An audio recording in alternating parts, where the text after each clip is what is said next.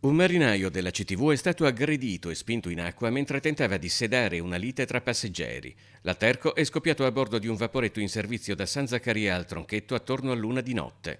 Caduto in acqua nel canale della Giudecca, il marinaio è stato aiutato a risalire a riva da alcuni passeggeri appena scesi dal vaporetto alle Zitelle. L'aggressore è stato identificato sul posto e denunciato, mentre il dipendente ACTV riceveva le cure dal pronto soccorso. Un fatto che porta nuovamente alla ribalta le aggressioni al personale del trasporto pubblico veneziano.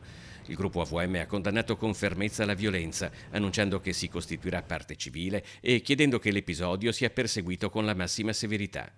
L'assessore comunale alle società partecipate Michele Zuin ha definito l'aggressione un episodio grave e inaccettabile che richiede una risposta ferma.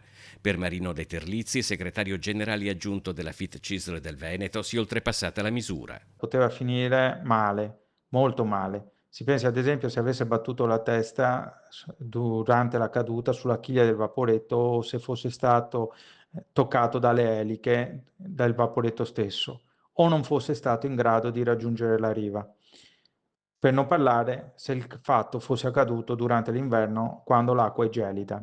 All'azienda chiediamo l'ultimazione dell'installazione delle telecamere di bordo sui vaporetti e la predisposizione di squadre di controllo, anche miste con guardia giurata. Recentemente un emendamento al decreto legge sicurezza presentato dal senatore Raffaele Speranzoni in collaborazione con la consigliera regionale Laura Besio ha inasprito le pene per chi aggredisce il personale o danneggia i mezzi del trasporto pubblico, eppure il fenomeno resta preoccupante. Episodi vergognosi, episodi che non dovrebbero accadere, che segnano dove sta andando questa società, verso una deriva sempre più lontana. Auspichiamo la certezza della pena che venga usata come deterrente, perché chi lavora deve tornare a casa sano e salvo.